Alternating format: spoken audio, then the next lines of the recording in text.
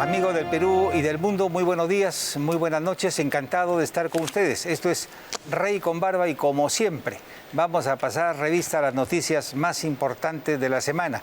Y en el segundo bloque vamos a tener una conversación muy interesante sobre Antauro Humala y si realmente puede convertirse en una opción de poder en el Perú. A ver si puede candidatear. Sí.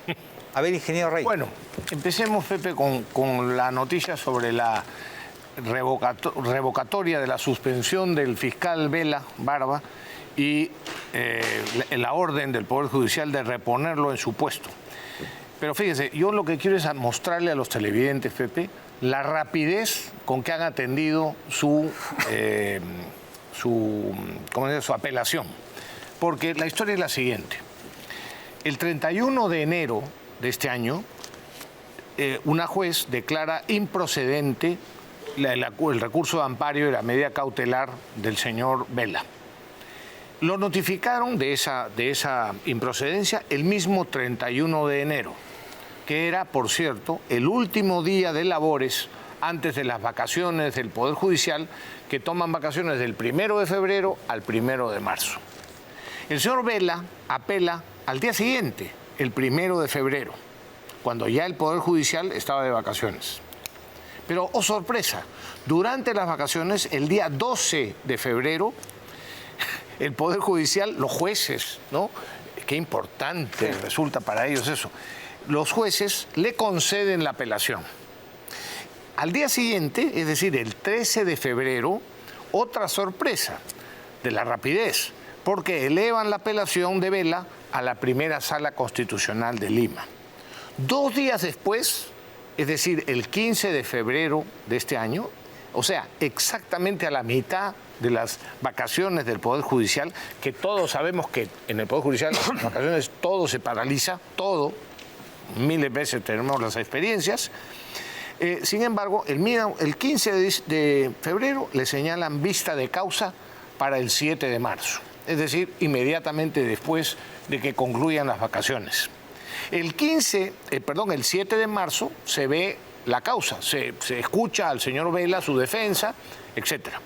Y el 15 de marzo, los jueces Ordóñez, Cueva y Tapia resuelven a favor del señor Vela y ordenan, como digo, la revocatoria de la suspensión y su reposición en el puesto. Y los expedientes que estaban mucho antes que el del señor Vela, ¿que acaso no el Poder Judicial no está obligado a respetar el orden de llegada de los expedientes? ¿Cuánta gente que ha presentado recursos de amparo, medidas cautelares similares, que tienen hace 2 años y todavía no las resuelven, ni siquiera los escuchan? Es que no hay derecho. Así que el trato especial para Vela es evidente. Pues no, otorongo, dicen, no comen otorongos. Eso no se aplica solamente a los congresistas, a los malos congresistas, dicho sea de paso, porque los buenos, si quieren llamarlos otorongos, sí comen otorongos cuando los otros se portan mal. Pero también es aplicable a otros sectores, ¿no? A la prensa, que los periodistas, antes por lo menos, se defendían entre ellos y se siguen defendiendo, por supuesto, los caviares, ¿no? Ahí sí se defienden en cuanto tocan a un periodista. Lo mismo pasa con los jueces y los fiscales, ayudan entre ellos. Bueno, estamos en manos de la peor dictadura, la de los fiscales y jueces ideologizados, corrompidos o ineptos, o cualquiera, o la combinación de las anteriores, ¿no? Dicho sea de paso. Y después algunos optimistas dicen que los caviares están de retroceso. Esto prueba que no están de retroceso y que siguen ahí fuertes y omnipotentes como siempre. Y cuando se trata de ellos, de alguien del inframundo caviar, no pasa nada, aquí no pasa nada. Exacto. Otra prueba de ello es la prueba del doble rasero existente en el sistema jurídico, ¿no? El colaborador eficaz, el señor Jaime Villanueva, ¿no? Ya es colaborador eficaz, ha contado algo que ha estremecido la semana, pero que ha tenido poca difusión en la prensa porque se trata de 2 personajes del inframundo caviar, ¿no? El señor Mome y la señora Rosa María Palacios. Resulta que el señor Villanueva dice que Mome propuso que el Ministerio Público le propuso a Patricia Villanueva que el Ministerio Público se retracte en una imputación por presunto lavado de activos con la compra de acciones de América Televisión. Y por su parte, Rosa María Palacios habría pedido algo parecido para Pedro Salinas. Ahora, si esto es cierto o falso, eso será determinado en las investigaciones. Lo que llama la atención es el doble rasero por declaraciones semejantes a la fiscal de la Nación, Patricia Benavides, la guillotinaron así a lo Stalin, a lo Ho Chi Minh, de un día para otro, sin ningún problema, ¿no? Pero cuando se trata de los representantes eximios del mundo caviar, yo prefiero decir del inframundo caviar, aquí ni con el pétalo de una rosa. Aquí se presume la inocencia de todas maneras y en otros casos se presume, por supuesto, la culpabilidad, ¿no?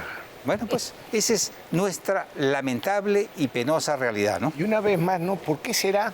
Por ejemplo, si a mí me acusaran o dijeran algo como se dice de Mome, ¿no?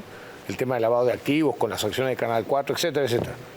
Si a mí me acusan de eso, Pepe, un momentito, digo yo soy el primero que me interesa que se investigue, porque yo voy a demostrar la patraña de la difamación o de la calumnia esa. No. Es que es real, el que no la debe no la teme. Al contrario, quiere que su nombre quede bien. Algunos tienen miedo, pues, que se inicie una investigación. ¿Por qué será? ¿Por qué será? Sí. Luego, este es un tema que lo quería tocar. El día de hoy en el diario El Comercio, iba a decir La República, pero es casi lo mismo, ¿no? ¿No? Se hace, está mejor. Hay una encuesta de Datum, ¿no? Nosotros no tomamos en serio a las encuestas, pero como estos son temas generales, no tienen que ver con candidaturas, entonces se ponen más o menos serios, ¿no? Aquí hay una encuesta bien interesante, ¿no? Le preguntan a los ciudadanos, ¿me puede usted decir el nombre del actual presidente del Congreso? Facilito, ¿no? Entonces hay un sector, ¿no? 2%, bastante gente, que dicen, la presidenta del Congreso es Dina Boluarte, ¿no? Y otro sector, ya un 5%, que dice, no, es Otárola, el presidente del Congreso es el señor Otárola, ya. Confunden presidencia del Consejo de Ministros o expresidente del Consejo con la presidencia del Congreso. Y solo un 13% dice que el presidente del Congreso es el señor Soto. Esto me lleva a la siguiente reflexión.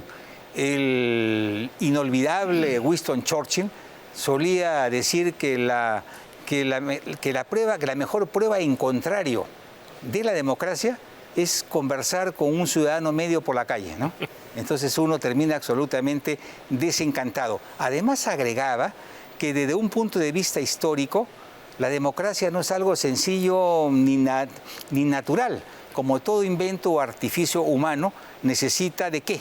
Necesita de imaginación, de esfuerzos y cuidados, como los que requiere un avión en pleno vuelo, ¿no? De aquí la importancia, decía, de desarrollar instituciones que preserven la conciencia ciudadana y que, sobre todo, fortalezcan las instituciones para impedir que los malos gobernantes que siempre llegan al poder hagan el menor daño posible.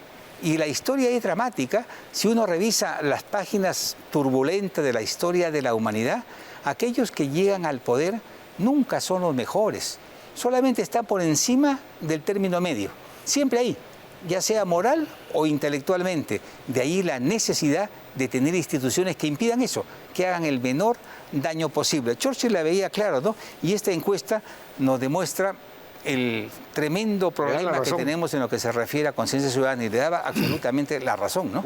Otra cosa adicional a la que mencionas es la importancia de la información verdadera. Porque cuando se desinforma, que es lo que han hecho muchas veces los medios de comunicación en nuestro país, cuando se desinforma a los ciudadanos, entonces pasa eso. O llega un momento en que ya están tan confundidos de las cosas, o simplemente no se las dicen, no les informan. Entonces, por ejemplo, la gente piensa, y hay otra, la misma encuesta habla de las funciones del Congreso. ¿Tú la tienes? Sí, acá la tengo. Sí, a ver, comenta eso, porque quiero comentar. Esta es otra pregunta. ¿Recuerda usted por qué congresista votó en las últimas elecciones? El 57% dice, no, que me voy a acordar de nada, ¿no? Y solamente hay un 16% que sí se acuerda, ¿no? Lo que demuestra que el voto es circunstancia y que cada coyuntura electoral es circunstancial, ¿no? Nadie es dueño de ningún voto, todo se define ahí, las últimas semanas de la nueva elección, ¿no? Y hay otra pregunta, ¿usted votaría nuevamente por los congresistas por los que votó en las últimas elecciones? Hay un 68% que dice de ninguna manera, pero hay un 31% que dice sí, votaría nuevamente por ellos. Yo digo, a diferencia de la prensa, que trata de meter a los congresistas en una sola bolsa. Que todos son sinvergüenzas, ineptos y corruptos. Hay un sector importante de la población, 31%, que distingue claramente entre un grupo de congresistas corruptos y otro grupo de congresistas correctos y trabajadores que están cumpliendo con su responsabilidad y a los cuales le volverían a depositar su confianza. De ahí la importancia de esta pequeña encuesta, ¿no? Y luego otra. Las funciones. Sí, eso. si pudiera ponerle una nota de 0 a 20, como en el colegio, ¿eh? ¿Qué nota le pondría usted al Jurado Nacional de Elecciones? ¿Sí? Como 7.9. A la Fiscalía de la Nación, 6.8. A la Junta Nacional de Justicia, 6.7. Al Poder Judicial, 6.6. Casi el número del diablo, ¿no? Al Congreso de la República, 5.2. Al gobierno de Dina Boluarte, 4.4. Todos jalados. Pero si en esta misma relación hubiesen puesto a los medios de comunicación masiva, yo les aseguro que también estarían completamente jalados, ¿no? Ya, Pepe, pero esto, ¿qué significa? Acabo con esto, que las instituciones no tienen ninguna credibilidad en el Perú. Los peruanos sienten, y no se equivocan, que el culpable es el Estado y las instituciones que lo representan a lo largo y ancho del país. Yo digo, necesitamos cambiar, y rápido, ¿eh? Porque ese clima de incertidumbre, de pobreza, de miseria, de desesperanza, de rencor que hay en el país contra la institucionalidad que en su conjunto es el terreno perfecto para los demagogos y para los salvadores que de repente aparecen, y son esos mismos salvadores los que finalmente sus promesas las convierten en un infierno. Así que saquemos las lecciones pertinentes y veamos cómo apretamos el paso para ir cambiando esta lamentable situación que tenemos en el país, ¿no? Bueno, el doctor Lara ha concluido con sus comentarios sobre esta encuesta. Sin embargo, no hace mención a la que yo quería que hiciera de la propia encuesta para también hacer un poco de docencia. Sí. No, si la recuerdas ahora ya no. Sí, es de 30 segundos, acá está. Entonces, eso es lo que me importa. Mencione usted cuáles son las tareas fundamentales del Congreso, de un congresista. Entonces la gente dice, un 36%. ¿Cuál es? Generar empleo, pues. ¿Ah? ¿Cuál es? Para un 35%, realizar obras, ¿no? Y otro, un 9%. Fallos judiciales. ¿Qué es esto? Por eso. Ahora, ¿cuáles son las tareas de un parlamentario? Ya, bueno, fiscalizar fundamentalmente y legislar. Legislar y representar. Ya, está bien. Y si alguien no, pues, en campaña dice déjame, lo contrario, pasa el tiempo, ya, listo. Pero no capaz. Ya acabé. Es que, si no, es que, como tú dices siempre, 3 ideas, porque si damos 4 o 5 ideas ya se pierde. ¿Ya? Esa pregunta me parece mucho más importante que algunas que han mencionado en el segundo momento, porque ahí puedes ver perfectamente la desinformación de la población respecto de las responsabilidades de un poder del Estado como el Congreso. La gente espera, por tanto, que el Congreso le construya escuelas, le construya hospitales, le construya... ¿no? Incluso hay congresistas que presentan, tú lo recordarás, leyes, todo, y lo siguen haciendo, ¿no? Declárese de interés público y de necesidad pública e interés nacional la construcción de la escuela tal en tal distrito. Oye, ¿desde cuándo hace falta una ley para construir una escuela? ¿Desde cuándo hace falta una ley para construir un hospital? ¿Desde cuándo hace falta una ley para construir una carretera? No hace falta más que voluntad política del Ejecutivo y presupuesto adecuado para poder financiar la obra. Entonces, si un congresista presenta un proyecto de ley y el Congreso, en esas barbaridades de apoyos mutuos, le aprueba un proyecto como el que estoy mencionando, que son proyectos estúpidos, la prensa en general debería de decir, señores congresistas o señor congresista que ha presentado este proyecto, no sea usted estúpido, no digo que lo digan por esas palabras, pero señores, para que la gente se informe, digo, es que este proyecto es una demagogia completa, no hace falta. Entonces está tomándoles el pelo ese congresista presentando ese proyecto y el Congreso aprobando ese proyecto. Igual con los congresistas que los medios de comunicación que dicen, este congresista sí ha producido bastantes leyes, ha presentado 55 proyectos, de los cuales, por supuesto, muchas veces 54 son de este estilo que acabo de mencionar o parecidos, ¿no? Entonces, la prensa tiene un papel fundamental para hacer docencia, para enseñarle a la gente cómo juzgar o evaluar el rendimiento de un político y concretamente de un parlamentario. Y esa es una responsabilidad que no asume la prensa todavía en general. No le dan importancia a eso. Y es muy importante, muy importante. Sí. Al contrario, meten demagogia. Sí, y más aún, Rafael, en las próximas elecciones que vamos a tener, van a haber más o menos unos 34 partidos políticos inscritos. Y va a haber más o menos unos 4.000 o 4.500 candidatos al Parlamento esparcidos por toda la República, prometiendo el oro y el moro. Y la opinión pública tiene que saber que los problemas de agua, luz, drogadicción, postas médicas, delincuencia, infraestructura, no son problemas que pueda resolver un congresista. Claro. Eso es chamba de los alcaldes, de los gobiernos regionales y sobre todo del Estado peruano y sus respectivos ministerios. Si un parlamentario promete solucionarle sus problemas, está mintiendo. El parlamentario solamente legisla, fiscaliza y representa a sus respectivas circunscripciones electorales, nada más. Eso es todo. Lo que pasa es que la política está llena de farsantes y lamentablemente los medios de comunicación, en lugar de quitarle la careta a estos demagogos, lo que hace más bien es fortalecerlos y darles pantalla a los demagogos, a los payasos y a los pobres diablos que se jalan los pelos entre ellos en peleas ridículas, pero que le significa público, le significa rating para un pueblo que no está acostumbrado a los mensajes serios ni a las reflexiones políticas, ¿no? Otro ejemplo, una cosa rápida. El otro día vi un titular en un periódico, no diré cuál, que decía, algunos congresistas estaban dando cuenta de que en un determinado tema unos congresistas habían decidido votar en un sentido, otros habían decidido votar en otro sentido, o que las bancadas se estaban pronunciando. Y el titular era, algunos evalúan permitir que se vote en conciencia, algunos partidos. Oigan, ya el titular lamentablemente desinforma a la población, o mejor dicho, hace lo contrario a la docencia, porque como si votar en conciencia fuera una opción tan válida como votar en contra de tu conciencia. Es que votar en conciencia es una obligación moral y de decencia. Los congresistas siempre deben de votar de acuerdo a su conciencia. Claro, si es un tema técnico, la conciencia hay que formarla. O sea, le consulto a alguien que sabe de ese tema para que me diga un poco, me informe como es debido y entonces yo tomo una decisión.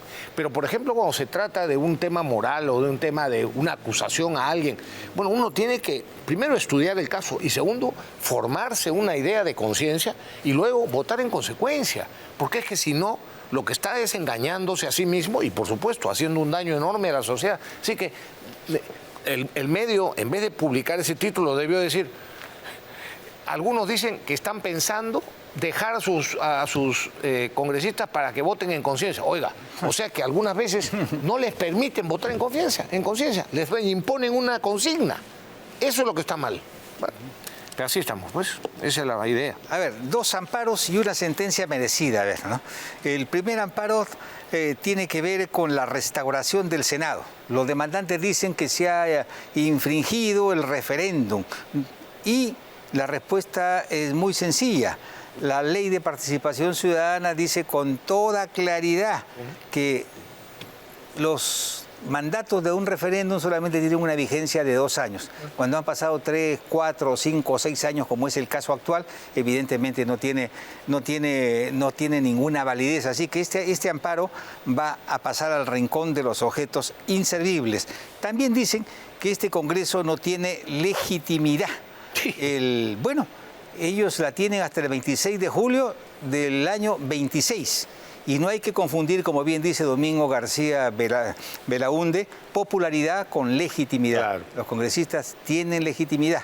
Que ahora se hayan arrepentido de votar por ellos es otra cosa. La próxima vez voten mejor y escojan mejores parlamentarios. Y recuerden además que no hay casi parlamento popular. Estaba revisando hace una semana las encuestas de los parlamentos y me encontraba con que en Chile, por ejemplo, donde no hay casos de mochasueldo ni mayores escándalos, el resultado de aprobación fluctúa entre el 5 y el 5.5, 5% en Chile. En Estados Unidos, una de las democracias más sólidas del mundo, el reconocimiento, el respaldo al Parlamento está por el 13%, 14%, ¿no? Y así por todos lados, ¿no? Porque hay una antinomia natural entre pueblo y gobierno. Un pueblo no se gobierna, lo gobiernan. No se sujeta, lo sujetan. Así que siempre hay una actitud instintiva de rechazo a todo lo que significa poder. Y por eso que cada vez que un hombre de poder cae en un escándalo, la gente aplaude, se entusiasma y pide que lo fusilen, ¿no? Porque hay eso, ¿no? Hay en el fondo un desprecio por el poder, ¿no? Sí, claro. En muchos casos se lo merecen, por cierto, ¿no? Y pasando a otra cosa, Pepe, es una pena ver... Pero no he acabado el otro amparo. ¿Por qué me cortas la palabra? Ah, disculpe. Claro, pues... Perdona, yo sí pido disculpas. El totalitarismo. ¿Está fumando Rey. pipas? Ay, de verdad, no es... A ver, cuando el puro se queda corto, ahí le pones, es la mejor parte, entonces lo pongo en la pipa, ahí, ¿no? A ver, bueno, dale. El otro es el trámite de amparo de la Junta Nacional, donde piden, entre otras cosas, que los señores que han sido destituidos por el Congreso sean repuestos, ¿no? Esto, si hay un juez que le otorga esta cautelar, comete prevaricato, ¿no? Porque hay una sentencia del Tribunal Constitucional que dice con claridad que no caben las cautelares contra las funciones exclusivas y excluyentes del Congreso de la República, ¿no? Así que este amparo también se va para el tacho. Y lo otro es lo de Vizcarra. El Pleno del Congreso aprobó el informe final del caso Richard Swing, que recomienda acusar constitucionalmente a Martín Vizcarra y levantarle el derecho del antejuicio en su condición de exmandatario.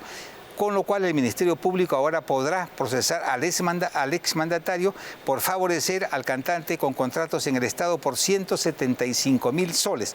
Solo un dato, de todos los congresistas presentes no tuvo ningún voto a su favor, ¿no? Qué bárbaro el desprestigio de este hombre, ¿no? ¿Ah? Así es. Y pensar que en algún momento la gente salía a las calles a aplaudirlo, a vivarlo, y desde su balcón le cantaban Happy Birthday tuyo, ¿no? Bueno, eso me recuerda a otra de justamente la noticia. En su época, hace unos pocos años, el señor Gregorio Santos y el señor Marco Arana, sí, líderes supremos de Cajamarca. Una maravilla, estaban de moda en Cajamarca, ¿no es cierto? Porque decían el oro sí, agua sí, el oro no. Y claro, movilizaron pues a mucha gente en Cajamarca, pobre gente ingenua, que dijeron, no, sí defiende nuestros derechos, ¿no? Presidentes de los comités de defensa de Cajamarca, en contra de la inversión minera, etcétera, etcétera. ¿Cuál es el resultado? A fin de cuentas, miren lo que hace la demagogia. Hoy, por supuesto, uno va a Cajamarca, esto lo ha escrito hace pocos días Fernando Sillonis, porque ha estado en Cajamarca y se ha sorprendido de cómo estos dos señores están absolutamente repudiados hoy día. Claro, porque la gente se ha dado cuenta que esa demagogia, ahora se da cuenta que era demagogia, esa prédica de estos dos irresponsables ha llevado a Cajamarca a la situación que tiene hoy. Por ejemplo, ¿no? Que es un daño enorme a Cajamarca. No hay trabajo. Antes los gobiernos locales de Cajamarca en conjunto recibían 100 millones de soles de cánon, 100 al año, cada año. ¿Y ahora? Este año van a recibir 3 milloncitos, 3 milloncitos. Antes se sembraban bosques de pinos que daban trabajo, ganadería próspera, agricultura también próspera, ¿no? 8 vuelos al día había a Cajamarca, 8 vuelos al día. Todo eso se ha perdido. En Cajamarca es la segunda región más pobre del Perú. Más pobre del Perú, con toda la riqueza que tiene. Pero claro, y la belleza, hay que ver en Cajamarca, hay de una belleza. Por supuesto. Pero bueno, así es, pues. Es que la demagogia, amigos televidentes, la demagogia nunca rinde frutos positivos en el mediano y en el largo plazo. Sirve para convencer a la gente en el corto plazo de lo que el político quiere que crea y que piense. Pero muchas veces, mejor dicho, siempre termina defraudando a la propia gente. Sobre el ministro Rómulo, mucho. Yo tengo el mejor de los conceptos de él. Me parece un profesional de primera línea, un hombre además muy correcto, muy decente y muy respetado. Sí. Y él ha asumido, sobre todo por patriotismo, la responsabilidad de ser ministro de Energía y Minas, ¿no? Pero yo lo noto un poco... Claro, un ministro tiene que ser optimista, primero para aceptar una presidenta comodina y segundo para aceptar una responsabilidad en tiempos tan convulsos como los que vivimos, ¿no? Pero él cree que puede convencer a sus paisanos, porque él es cusqueño, de ahí y a los de Apurímac, de que los proyectos mineros deben de salir y que ellos van a ser los grandes beneficiados, ¿no? Pero hay un problema ahí de tipo electoral. Todos los que han sido elegidos alcaldes distritales, provinciales y gobernadores regionales, todos ganaron con la bandera de agua sí, oro no. Tía María no va, ¿no? Todos ellos. Cobre no. Todos ellos. Entonces, ¿cómo va a ser para convencerlos, no? Porque la voluntad del ministro es positiva y es excelente, ¿no? Pero tendrá los argumentos reales para poder convencer a la gente que lo que se están perdiendo es una vida próspera para ellos y para sus hijos. Pepe, estás contradiciendo exactamente a lo que acabo de decir. Sí. Es decir, no esperes que solo el ministro convenza a la gente. Sí. El ministro solo puede convencer a la gente si los medios de comunicación, por ejemplo, cumplen con su deber. Si los fiscales y los jueces también cumplen con su deber. Es decir, si los medios de comunicación hacen ver, por ejemplo, lo que se está comprobando en Cajamarca. Dicho sea de paso, Fernando Siones ha escrito este artículo, como siempre, en Lampadia, ¿no? Lo menciono porque Lampadia está haciendo un bien enorme en cuanto a difusión de estas ideas. Bueno, es que de eso se deberían de nutrir muchos programas de televisión y noticieros para colocar la noticia en su sitio. A ver, el señor alcalde de tal distrito, o el señor alcalde de tal provincia, o el señor gobernador de tal departamento, está en una campaña absurda que quiere evitar que haya una inversión minera que va a generar un montón de cosas positivas para la zona. Eso hay que repetirlo 1, 2, 3, 400 veces para que la gente lo entienda y que pongan ejemplos de los buenos ejemplos que hay de inversiones mineras y que en cambio también muestren el daño que hace, por ejemplo, la minería ilegal. Sí. Mira tú, en el norte, ¿cómo se llama este sitio? En Piura. El famoso proyecto. Y en Patás en la por eso, la Libertad. Donde hay un montón de oro y que había un proyecto estupendo, el proyecto Manhattan, un proyecto estupendo. Y El Tiempo, que era un medio de comunicación en Piura, un periódico, con la directora que tenía en esa época, hizo una campaña feroz en contra de la inversión minera del proyecto Manhattan. No recuerdo el distrito, el sitio, pero conocidísimo. Sí, bueno, recuerdo. Y yo recuerdo que les anuncié, porque vinieron una serie de representantes al Congreso, éramos congresistas en esa época, y les dije, por oponerse a la minería legal, van ustedes a tener minería ilegal y van a sufrir las consecuencias. Claro, ahí está, todo el pueblo excava para sacar oro. Claro. Se ha destruido el pueblo, ¿no? Bueno, el distrito en general. Y ahora hemos tenido, Rafael, un problema bastante serio que ha sido comentado durante toda la semana e incluso hoy por los dominicales, ¿no? Quejándose de la actitud del Congreso y del Gobierno de haber ampliado el plazo para la formalización de la minería ilegal, ¿no? De la minería ilegal también, ¿no? Sí, claro. Sí. Y este es un tema bien delicado, ¿ah? No es tan fácil como lo pintan los gremios empresariales y los medios de comunicación masiva. Estamos hablando de 500.000 personas por lo menos que viven de la actividad minera que se desarrolla en todos los departamentos del país. 500.000 trabajadores son más o menos 2 millones de personas con familia completa. Tienen capacidad, en una gresca con ellos, un gobierno tan débil e impotente como el que tenemos no tenía ninguna posibilidad de ganar. Imponga usted el peso de la ley, no pueden, porque no tienen imperio, porque no tienen autoridad para ello, ni los hombres suficientes. Los mineros ilegales podrían paralizar el Perú por semanas, por meses, porque tienen el dinero de sobra.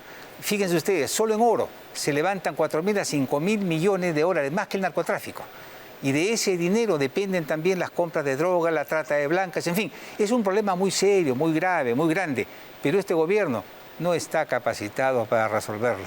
Y creo que el Congreso ha hecho bien en patear la pelota por unos meses hasta diciembre. Y en diciembre veremos cómo está el toro para ver cómo se le pasa la capa, ¿no? Pero no es tan fácil como lo pintan en los medios de comunicación, ¿eh? Evidentemente es así. Este gobierno, no puede. Por lo menos por lo que hemos podido ver y por lo que estamos viendo, no tiene, pues, no ejerce la autoridad como debería ejercerla. Pero hay que decir que si un gobierno tomara la decisión efectivamente de ejercer la autoridad que le corresponde como gobierno, entonces sí que podría poner orden, ¿no? y resolver todos esos problemas, ¿no? Es decir, no hay problemas, no hay países hay países, mejor dicho, que no resuelven sus problemas porque no los enfrentan y porque la gente que eligen para gobernar no está dispuesta a sacrificar su popularidad para resolver los problemas, y hay países que sí han solucionado sus problemas porque los gobernantes han decidido ejercer la autoridad. Ahí tenemos ahorita el caso de El Salvador, ¿no? Con Bukele, por ejemplo. Por eso, Rafael, el gran problema que el Perú tiene no es el de la seguridad ciudadana, no es el del narcotráfico, no es el de la minería ilegal. El gran problema que tenemos es el Estado. Así es. La elección de gente que de una u otra manera es débil, es corrupta, es flexible, no tiene norte, no tiene principios, no tiene patriotismo. Ese es el problema, que no hay un Estado jerarquizado, con valores, con principios y con una visión de país. El día que tengamos una clase dirigente digna de ese nombre, ese día podemos tomar decisiones tajantes en beneficio del país. Pero eso no le podemos pedir a este gobierno. Con que ellos lleguen al 2026 y permitan un debate para hacer las reformas constitucionales básicas, es bastante, ¿no? Y si se dedicasen solo al tema de la seguridad y lograsen disminuir la marea incontenible que avanza sobre las ciudades, estarían haciendo bastante.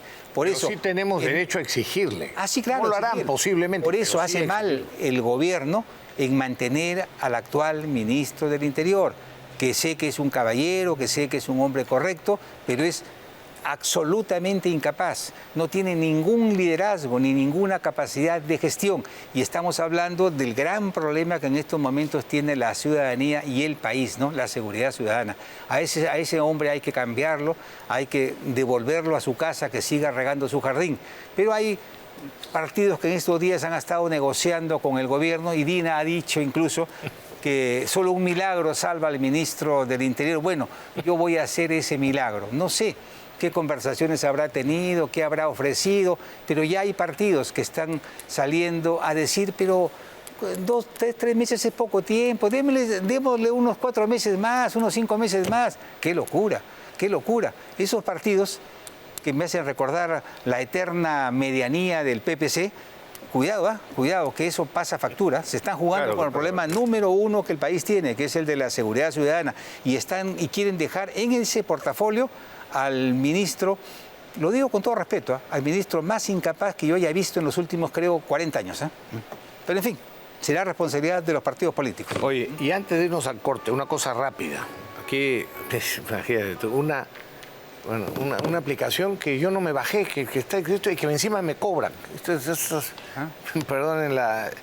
Bueno, pero iba a comentar, he estado hace unos días en el norte, Pepe. Cuando fui ministro de... ¿Y por qué voy a hacer este comentario? Porque los defensores de la ecología y por supuesto las autoridades respectivas del Ministerio de Producción, de la Fiscalía, de la Marina de Guerra deberían de sentir vergüenza. Cuando fui ministro de Producción, entre otras cosas, establecí la prohibición de la pesca y de la comercialización de los merlines y de los pez vela, porque son unos recursos escasos que tenemos y que generan para la pesca, por ejemplo, para la pesca deportiva, que tiene una creciente afición en el mundo y que genera un montón de ingresos por turismo y etcétera.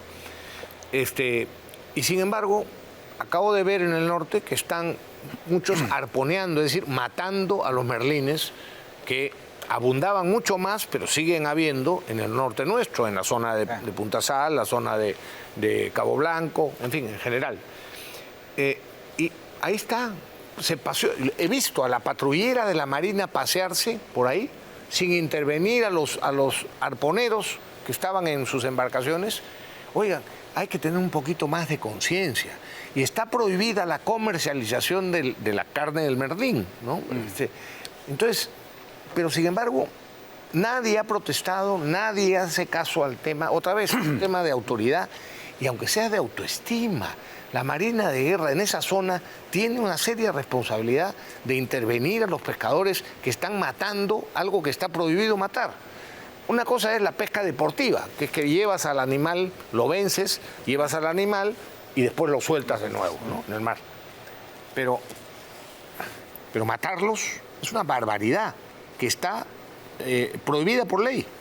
A ver si el Ministerio de Producción se preocupa un poquito de hacer cumplir las normas y lo mismo la Marina de Guerra y las fiscalías y las direcciones regionales, los gobiernos regionales, etcétera, etcétera, etcétera.